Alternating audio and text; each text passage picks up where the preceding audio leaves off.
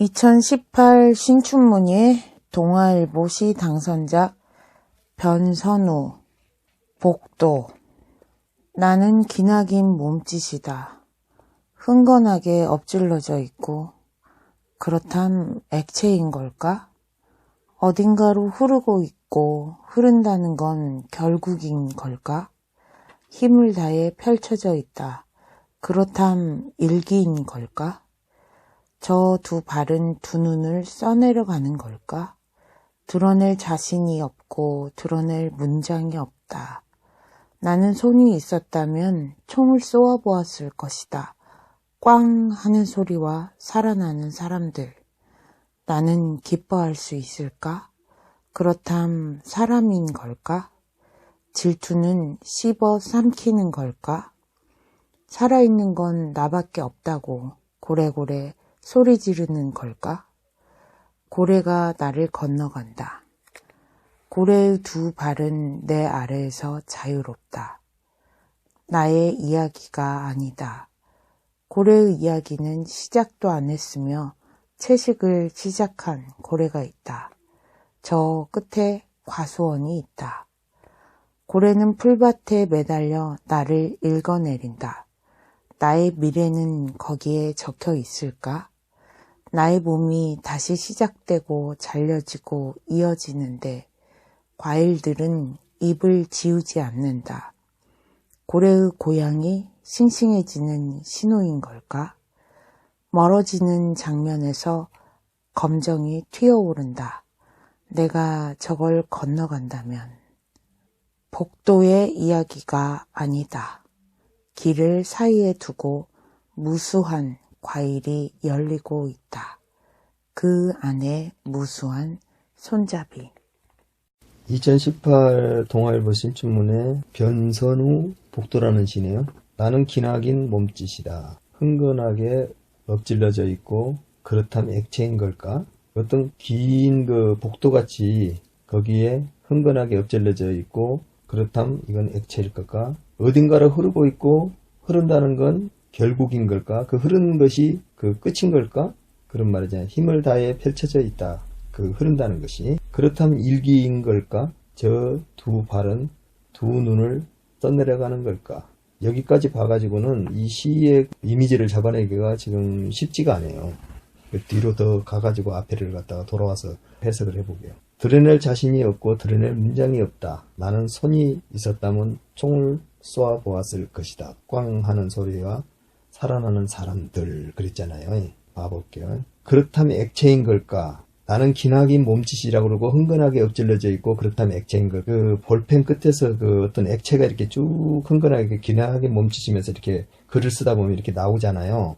어? 네. 예, 글을 쓰면서 시인이 이렇게 글을 쓰면서 이렇게 나온단 말이에요. 그 어딘가로 흐르고 있고 흐른다는 건 결국 그 글 쓰는 것일까 이렇게 볼 수가 있단 말이죠. 힘을 다해 펼쳐져 있단 말이죠. 그 글 쓰는 것이. 그렇다면 일기인 걸까? 나의 기록인 것일까? 나의 일기를 쓰는 것일까? 저 두 발은 두 눈을 써내려가는 걸까? 어떤 글을 지금 쓰고 있는 거예요. 시를 쓰고 있는 건가? 문장을 쓰고 있는 건가는 몰라요. 드러낼 자신이 없고 드러낼 문장이 없다. 아직까지 완성이 안 되고 드러낼 문장도 아직 없다. 나는 손이 있었다면 총을 쏘아 보았을 것이다. 꽝. 나는 그 어떤 목표에 어떤 그 시어에 그 꽝 하는 그것을 쏘아 보았을 거다. 그러니까 총을 쏜다는 것은 관역을 나눠놓고 이렇게 딱 쏘는 거 아니야. 정확하게 그게 맞히는 것이잖아요. 그 꽝 하는 소리와 살아나는 사람들, 살아나는 언어들, 살아나는 사람이라는 것은 정확하게 내가 찍은 그 장면과 사람이잖아요. 나는 기뻐할 수 있을까? 그 관역을 맞춰서? 그렇다면 사람인 걸까? 그것이 사람이냐, 언어냐? 이제 이걸 이제 제가 말하는데 그 사람인 걸까 하는 것이 바로 언어인 걸까? 그런 말이란 말이에요. 이것은 질투는 씹어삼키는 걸까? 여기서 질투라는 것은 언어, 그 관역을 갖고 왔었을 때 씹어삼키는 걸까? 그 자기가 자꾸 그 되새김질을 해가면서 그 언어를 갖다가 더 불러봐야 되잖아요. 살아있는 건 나밖에 없다고 고래고래 소리 지르는 걸까? 나머지 건 다 죽고 너를 골랐으니까 너밖에 없다고 고래고래 소리를 지르는 걸까?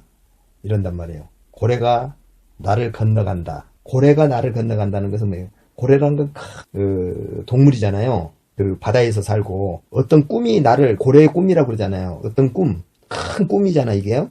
나를 건너간다는 것은 나의 꿈이 더 가까이 가는 걸까? 그런 거란 말이에요.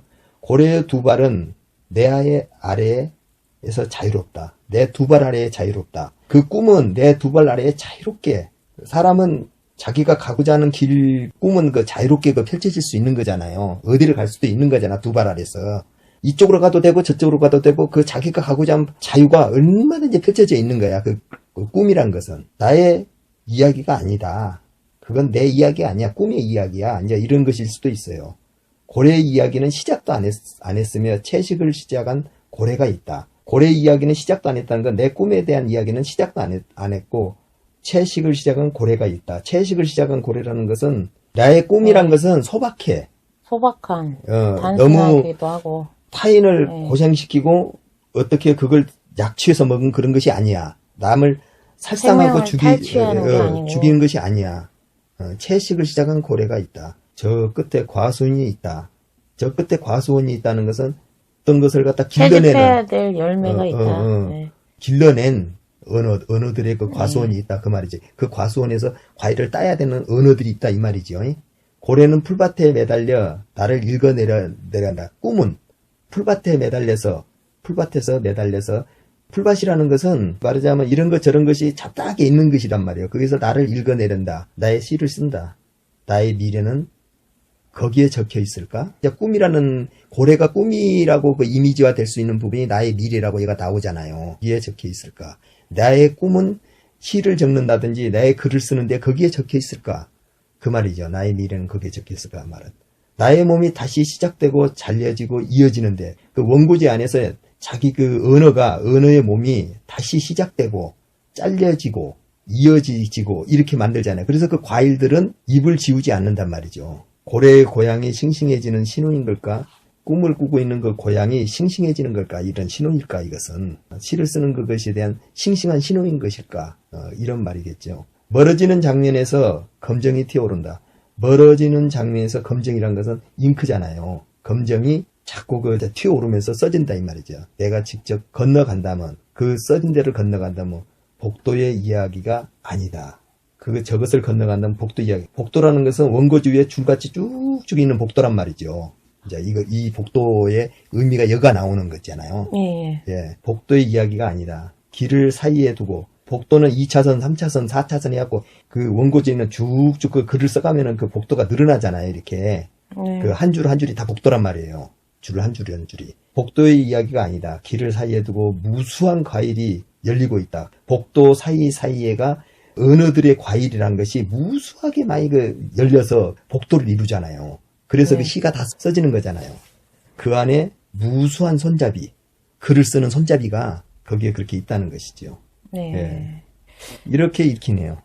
저는 그냥 복도를 하나의 나무라고 생각하고, 예. 그 나무 안에 예. 뿌리도 있고 잎도 있고 줄기도 있고 그 안에 보면은 막 세관, 물관, 뭐 여러 가지 물도 지나다니고 잎에서 공기도 나오고 물도 나오고 그렇게 해서 자유롭게 뭐 나무는 두 발로 걸을 수 없지만 대신에 그 공중의 고래 잎이 말하는 고래가 이렇게 쭉 물을 품어갖고 그 물 품는 것이 고래 등이나 고래 몸뚱아리는 대지고 그 물을 품는 것은 나무의 형상을 하고 있는 나무의 물관같이 해갖고 커가는 거 공중으로 그렇게 대지를 그렇게 보면 그렇게 볼 수도 있고 또 잎 하나를 또 각기 열린 고래들이라고 볼 수도 있는데 잎은 좀 크기가 작잖아요. 고래보다는. 그러니까 그 전체적인 그렇게 이제 보면서 열매가 열리는 거는 서로가 잎이라든가 서로 가지들이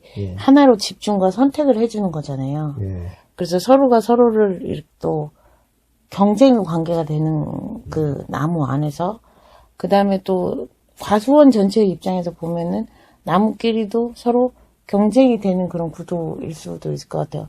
더 많은 열매를 맺어야 되고 뭐 그래서 그냥 그 안에 또 과수원 안에 또 길들이 있고 나무 안에서도 어떤 길들이 쫙 있고 그냥 그런 이미지로도 봤어요. 그러니까 기존에 나무와 관련된 시들이 굉장히 좋은 시들이 많잖아요.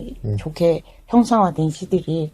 그래서 저는 처음에 보고 식물의 이야기, 나무의 이야기를 이렇게 복도의 모습으로 썼을까 그런 생각도 한번 해봤어요. 예. 상상력은 예. 괜찮는데 예. 이 전체 시의 그 문맥이라든가 전체를 보게 되면은 그 시를 쓰는 과정, 예. 시를 쓰고 언어를 갖다 다듬어가는 과정을 예. 이렇게 쓴 것 같아요. 그리고 예. 고래는 여기에 나온 고래라는 것은 예. 그 예. 꿈을 갖다가 쫓아가는 그 문학소녀의 그것을 이야기하고 있는 것 같고, 네. 그 복도라는 것은 긴 복도는 글과 글의 행간이 쭉 이어져 갖고 네. 가는 걸 복도로 보고, 거기에 언어가 하나하나 열린 것이 그 과일이라고 이렇게 말 한마디 하나가, 단어 네. 하나하나가 그 과일로 보는 것으로 네. 보는 것이 이것은 좀 적절한 해석이지 않을까 그렇게 생각합니다. 근데 질투는 씹어 삼키는 걸까? 이 부분이요. 네. 이 부분 어떻게 보셨나요? 그 시어에 선택되지 않는 네. 시기, 질투, 자기 자신에서 일어나는 네. 그 감정을 이렇게 질투라고 지금 표현한 것 같기도 해요. 그러니까 어떤 누군가는 예. 굉장히 멋진 시어를 예. 내가 저 표현을 쓸 수 있었는데 딴 그런 것도 사람이 있죠. 딱 가로채듯이 먼저 써버리면 그 다음에 내가 쓰면은 이게 좀 도용 같잖아요. 예. 그래서 그 시인들은 예. 언어 하나를 아주 굉장히 지적 신중하게 재산권과 예. 같잖아요. 시어 하나하나가. 예. 굉장히 그 언어 하나 선택에 대해서 굉장히 신중을 기하고 거기에 대해서 아주 자기만의 생각이라고 생각해서 써놓고 보면 다른 사람이 이미 써져 갖고서는 많은 실망도 하고 그렇게 되죠. 왜냐하면 자기는 굉장한 그 고뇌와 고생을 해서 그런 언어를 썼는데 그 비슷한 게 많이 나온단 말이죠. 가서 보면은 또. 네. 그리고 또 다른 사람들의 시를 많이 보다 보면은 자기가 어떤 걸 도용했는가도 모르는 경우가 많이 생겨요. 네. 시인이 그래서 비슷비슷한 언어의 그런 것들이 시집을 보면은 아주 많이 비슷하게 나오는데 그것을 자기가 다른 사람의 시를 보다가 자기가 도용한 줄도 모르고 그냥 써버린 경우도 많이 있다고 봐요. 그것은. 예, 그래도 조심을 해야죠. 그 표절이라는 것은 그 창작을 하는 사람한테 가장 치명적으로 나쁜 것이고 자기만의 정확한 그 시를 쓰는 자기 그 정체성이 정립되고 있다면은 남의 거 그렇게 잘 안 보고도 잘 쓸 수가 있잖아요. 시라는 것이. 네. 그래서 표절이라든가 도용 이야기가 나왔으니까 예. 또 제가 생각하고 있는 부분이 예. 시집이 나오면은 각각의 시들에 대해서 이 시가 언제 어디에 발표되는가 그게 뒤에 참고문헌이나 어떤 부록처럼 쭉 제시가 되면은 훨씬 좋지 않을까 싶은데 어떤 시기에 대한 정보가 너무 없다.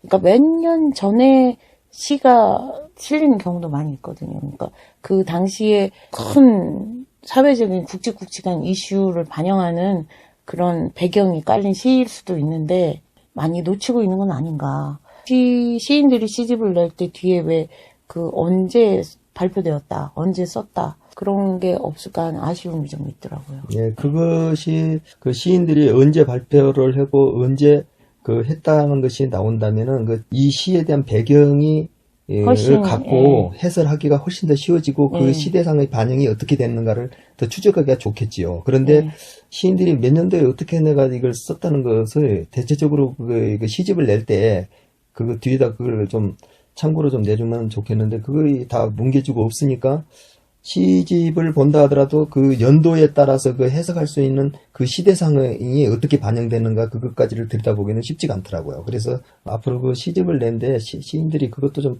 하게 되면 독자들이 그걸 보는데 많은 참고가 될 것 같기는 해요. 예, 좋은 말씀이에요, 그것은.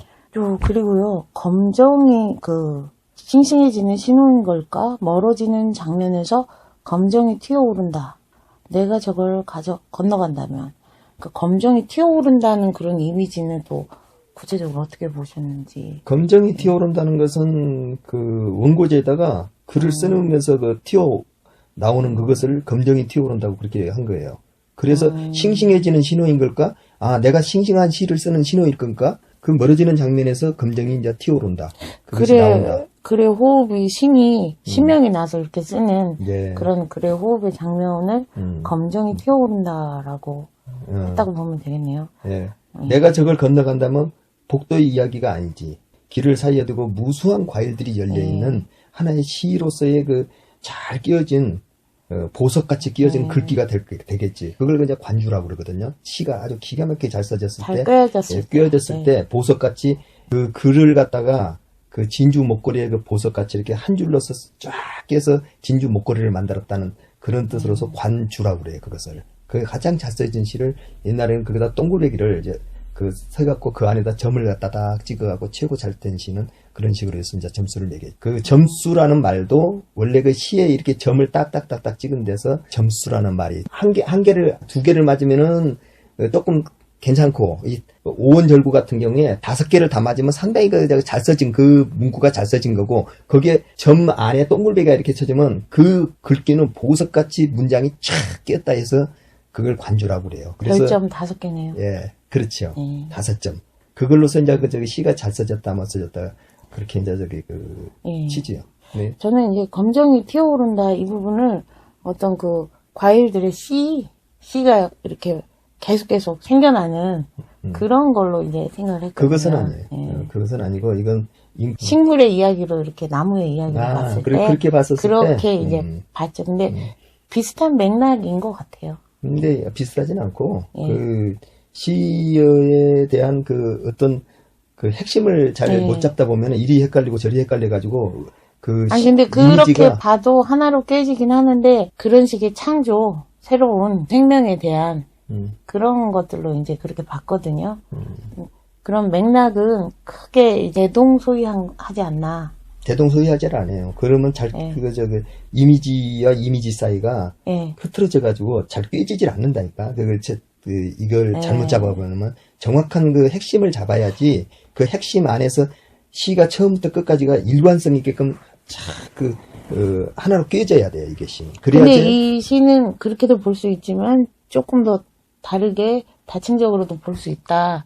그렇게 이제 생각을 하고 보면 그 부분으로도 이제 이야기가 어느 정도는 꿰지지 않나. 예, 그렇게 생각이 드는 것이. 그거 말고 다른 부분으로서 더 보려면은 이제 한 번 더 연구를 해봐야겠죠. 그런데 제가 보는 관점에서는 이것은 시인이 시인의 길을 가면서 은고지에서 그 글을 쓰면서 자기 꿈을 키워가는 그런 과정으로 이렇게. 그렇게 해야 더 적합한 이야기로 스토리로 하나로 깨지는 건 맞는 것 같아요. 예, 그렇게 보여요. 그래서 그 동아일보 신춘문을 해서 이것도 당선작으로서 이렇게 뽑아줬다는 것은 새로운 시인의 길을 가겠다는 오도송 같이 그런 것이 높게 평가되는 것 같아요. 괜찮은 시이네요. 그것도. 근데 왜 이게 식물의 이야기로 보였을까요? 그렇게 본 사람들이 한두 개 사람이 있어요.